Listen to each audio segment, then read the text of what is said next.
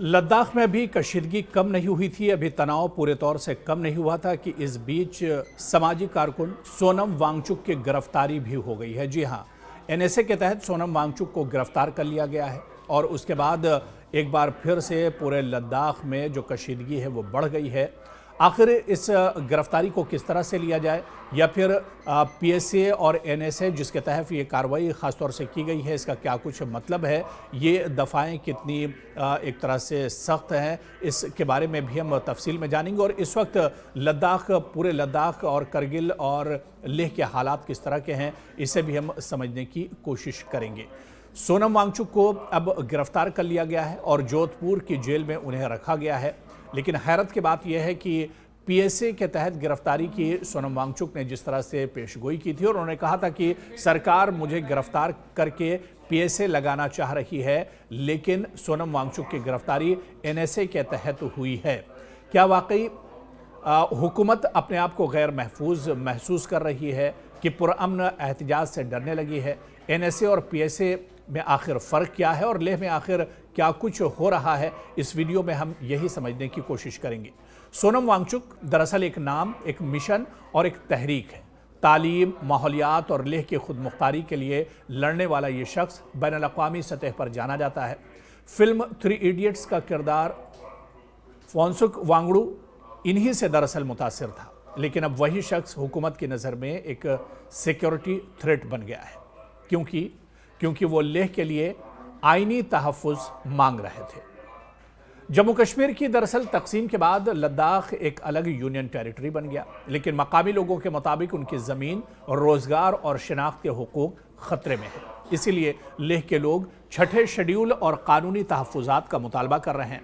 इसी तहरीक की क़यादत कर रहे थे सोनम वांगचुक। उन्होंने पिछले हफ्ते खदशा जाहिर किया था कि लग सकता है कि पीएसए उन पर लग सकता है, हुकूमत उन्हें गिरफ्तार कर सकती है और पीएसए के तहत उन्हें जेल में डाला जा सकता है। लेकिन हुकूमत ने इससे भी सख्त कानून यानी एनएसए के तहत उन पर कार्रवाई की है। दरअसल पीएसए और एनएसए ये होता क्या कुछ है, इसे भी हम समझने की कोशिश करेंगे। पीएसए दरअसल पब्लिक सेफ्टी एक्ट को कहा जाता है, जो सिर्फ जम्मू कश्मीर में ही नाफिज होता है। बगैर किसी ट्रायल के 2 साल तक इसमें हिरासत में रखा जा सकता है और अमन आमा को जब खतरा होता है उस वक्त पीएसए लगाया जाता है।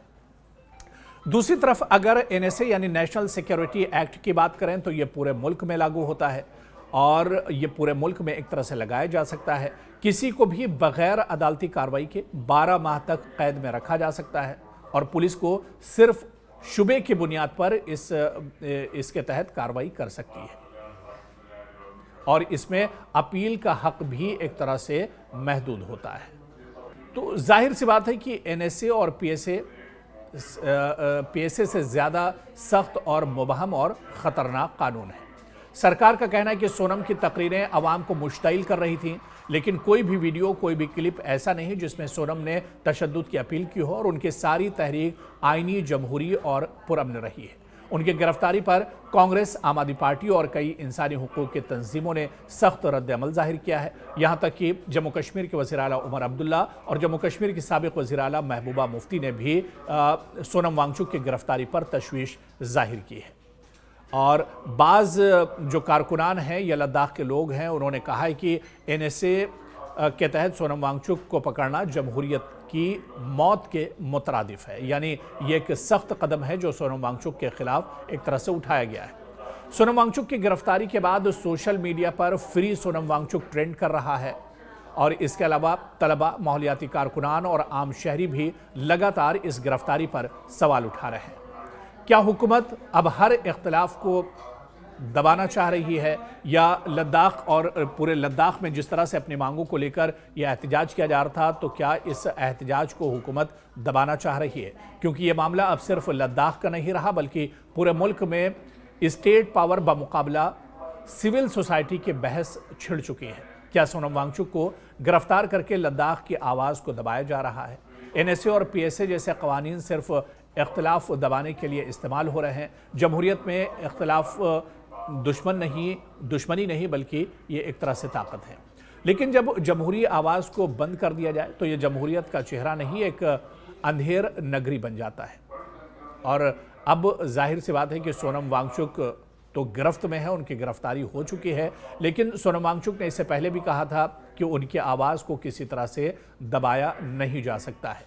ऐसे में अब बड़ा सवाल ये उठता है कि क्या जो तहरीक लद्दाख के लोगों के मसाइल को लेकर उठी थी, क्या ये तहरीक अब यहीं पर एक तरह से दब जाएगी या फिर सोनम वांगचुक की गिरफ्तारी के बाद ये इस तहरीक में और ज़्यादा शिद्दत आएगी। हालांकि मौजूदा अगर जम्मू कश्मीर और पूरे लद्दाख की बात करें तो ख़ास तौर से लद्दाख में लेह जहां पर 24 तारीख को हंगामा हुआ था, वहां पर भी हालात पुरअमन है। हालांकि कशीदगी अभी भी बनी हुई है और इसके अलावा करगिल में भी बात करें तो करगिल में भी हालात एक तरह से पुरअमन बने हुए हैं। लेकिन इंतज़ामिया का भी ये मानना है और आम लोगों का भी ये मानना है कि सोनम वांगचुक की गिरफ्तारी के बाद अब हालात पहले से ज़्यादा कशीदा हो सकते हैं। और दूसरी तरफ मरकज़ी सरकार का ये कहना है कि जो तंजीमें हैं लद्दाख की, उन तंजीमों के साथ बहुत जल्द बातचीत होगी और किसी नतीजे पर एक तरह से बहुत जल्द पहुंचा जाएगा। लेकिन सवाल ये उठता है कि सोनम वांगचुक इस पूरे मुद्दे को पूरे ज़ोर शोर के साथ, पूरी शिद्दत के साथ उठा रहे थे और भूख हड़ताल भी वो लगातार जो मुद्दे थे, चाहे स्टेटहुड का मुद्दा हो और इसके अलावा छठे शेड्यूल का मामला हो या फिर नौकरियों का मामला हो और इसके अलावा अपनी शनाख्त बचाने का मामला हो, इन्हीं तमाम इश्यूज़ को लेकर सोनम वांगचुक लगातार एहतजाज कर रहे थे और भूख हड़ताल कर रहे थे। लेकिन सोनम वांगचुक की इस गिरफ्तारी पर भी अब सवाल लगातार उठ रहे हैं और सवाल इस वजह से भी उठ रहे हैं क्योंकि इंतज़ामिया का भी ये कुछ जो माहिरीन है और एक्सपर्ट्स हैं वो उनका मानना है कि लेह में जिस तरह के पिछले दिनों हालात बने, पुरतशद्दुद जो एहतजाज हुए, उसके पीछे क्या इंतज़ामिया का भी हाथ है, क्या सरकार भी ये चाह रही थी कि इस एहतजाज के बाद सोनम वांगचुक को गिरफ्तार किया जाए ताकि इस तहरीक को एक तरह से तोड़ा जा सकता है और इस तहरीक को बीच में ही एक तरह से ख़त्म किया जा सकता है।